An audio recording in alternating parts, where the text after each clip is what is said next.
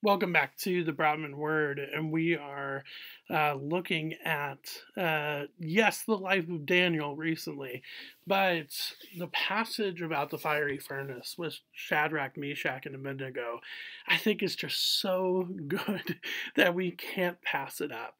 Even though Daniel doesn't really play that big of a part in this section, I think it's incredibly important to look at it, see what we can learn from it as well. So we are going to look at that today, and then Tuesday, next Tuesday, we are going to look at it. So we're going to split it up into a couple parts. This first part here, we're going to look at verses 8 through 18 of Daniel chapter 3. And then then next Tuesday we're going to finish it up looking at verses 19 through 30, or the end of the chapter. But the first part is really about not bending the knee to King Nebuchadnezzar, and in our case, not bending the knee to things that are not God, not bending the knee to idols in our life, even if they aren't an actual image. And then the second part, which we'll look at next Tuesday, is about being in the midst of the flames and what that is. And I won't spoil it here. So, but let's dive into the passage of the fiery furnace. So in verses 1 through 8, in verses 1 through 7, sorry, you basically have Nebuchadnezzar literally taking the dream that Daniel just told him, just reiterated to him, and gave him the interpretation where Babylon is the head of the image in pure gold. And he's like, you know what? I think I'm going to take this literally. I'm going to build this statue. Like, he takes it absolutely literally, and he builds it from head to toe, even though Babylon is just the head of that image in that dream. Now he decides, you know what? Yeah, I'm gonna build the whole entire thing, and this thing was massive. So basically, this thing is 60 cubits. A cubit is about a foot and a half. So 60 of that. That's pretty huge. So you have basically, well, I'm trying to think what this would be. So you would have 60 feet plus another 30, I guess. So it would be 9 stories tall, and its breadth would be 6 cubits. So that's about 9 feet, 9 feet in breadth. So this thing is massive, massive. And he sets it up in Babylon, but then he gives basically everybody a rule, and we're given that rule in verses 4 and 6. So let's look at that in Daniel chapter 3. And the herald proclaimed aloud, "You are commanded, O peoples, nations, and languages, that when you hear the sound of the horn, pipe, lyre, trigon, harp, bagpipe, and every kind of music, you are to fall down and worship the golden image that King Nebuchadnezzar has set up. And whoever does not fall down and worship shall immediately be cast into a burning fiery furnace.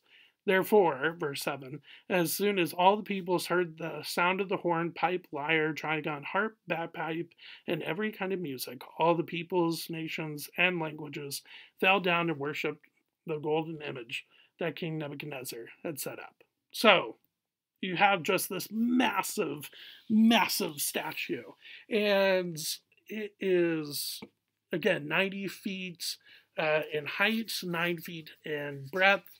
It's just absolutely massive. And whenever music starts playing, you are supposed to bow down to it. You are supposed to kneel before it. And obviously, it's not about the image. It's about the person that's behind the image. Most likely, when it's talking about King Nebuchadnezzar made an image of gold, it's most likely a golden image that is close to the appearance of the king himself. It's not just like he built a golden image of his dog or of his cat or his favorite animal or whatever. It's most likely after himself. And so this is all about worship of the self, and King Nebuchadnezzar seeing himself as more than human, and that is where Shadrach and Meshach and Abednego take a little bit of an issue with this. So let's look at the main part, which is verses 8 through 18. Therefore, at that time, certain Chaldeans came forward and maliciously accused the Jews. They declared to King Nebuchadnezzar, O king, live forever. You, O king, have made a decree that every man who hears the sound of the horn, pipe, lyre, trigon, harp, bagpipe, and every kind of music shall fall down and worship the golden image. And whoever does not fall down and worship shall be cast into a burning fiery furnace. There are certain Jews whom you have appointed over the affairs of the province of Babylon, Shadrach, Meshach, and Abednego. These men, O king, pay no attention to you. They do not serve your gods or worship the golden image that you have set up. So it's interesting here, a couple things. One, why is Daniel not mentioned here? Most likely it's because the province of Babylon that is being talked about here, which we see at the end of verse 2, he set it up on the plain of Dura in the province of Babylon. Most likely this area is not where Daniel is working. He is often working in the king's court, so most likely he's either indoors a lot or he's just in a different place and is not near the statue, and so doesn't one, hear the music or see the statue, and that's probably why we don't see him mentioned here. Unlike Shadrach, Meshach, and Abednego, which we can assume are working outside a lot more, or they are working in the specific area where the field of Dura is.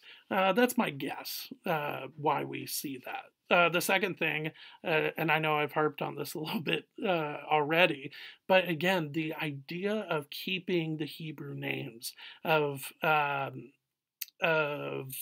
or here, the idea of keeping the Hebrew names, we do see a lot, but here it changes. Here it changes to the Babylonian names. I think the idea is that you are trying to get them to basically, you are trying to get them to, oh, what's the right word? Not force them, but in a way, yes, and force them to be Babylonians, to leave behind their old life where they were taken from as captives, and now they are supposed to be strictly Babylonians. And so far, we've seen the author of Daniel, most likely Daniel, but we've seen the author of Daniel shy away from giving those names. Well, here he doesn't. He does give the Babylonian names. And I think the point, though, is that even though they were thought to be Babylonian with their work and even their name, they still did not bend the knee to what Nebuchadnezzar wanted. And so I think that's why we see the difference, why their Babylonian names are given here and not beforehand. So I think that's why we see that difference here. But yeah, they do not bow down, and it's kind of obvious what is brought up at the end of verse 12. They don't serve the Babylonian gods, but more they do not worship the golden image. And from this time, well, obviously Nebuchadnezzar knows that Daniel and these three men don't worship the Babylonian gods, and he had no problem with it. But here he becomes furious, as we see in verse 13 in a second, because I believe of the not worshiping the golden image or not bending the knee to the self of Nebuchadnezzar. So, verse 13. Then Nebuchadnezzar, in furious rage, commanded that Shadrach, Meshach, and Abednego be brought. So they brought these men before the king. Nebuchadnezzar answered and said to them, Is it true, O Shadrach, Meshach, and Abednego, that you do not serve my gods or worship the golden image that I have set up? Now, if you are ready when you hear the sound of the horn, pipe, lyre, trigon, harp, bagpipe, and every kind of music, to fall down and worship the image that I have made, well and good. But if you don't worship, you shall immediately be cast into a burning fiery furnace. And who is the God who will deliver you out of my hands? So, Nebuchadnezzar gives them the ultimatum. You have one last chance to bend the knee, not just to this image, but to myself as your authority. And it's interesting here, this question at the end, because it seems very straightforward, not with a lot of malicious intent, until the last phrase. And who is the God who will deliver you out of my hands? Obviously, the casting into burning fiery furnace is very malicious, but I think that phrase there, calling into question the God that just revealed himself to you through the dream and the interpretation of the dream that you just had through the ministry of Daniel. And he knows that Shadrach, Meshach, and Abednego are connected to Daniel and his God. And yet he says, who is the God who will deliver you out of my hands? It's the same God that just interpreted the dream for you. So it is, I think that is the thing that makes me go, what is Nebuchadnezzar thinking? But when you and I get so caught up in the self and so caught up in the things that we want and we desire, we are blind to things that we know deep down within ourselves that are to be true. We blind ourselves to that because we are so focused on what we want.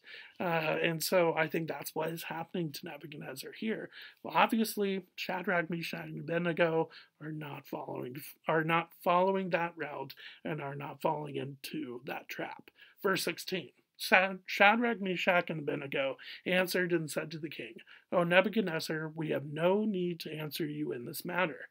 If this be so, our God whom we serve is able to deliver us from the burning fiery furnace, and he will deliver us out of your hand, O king.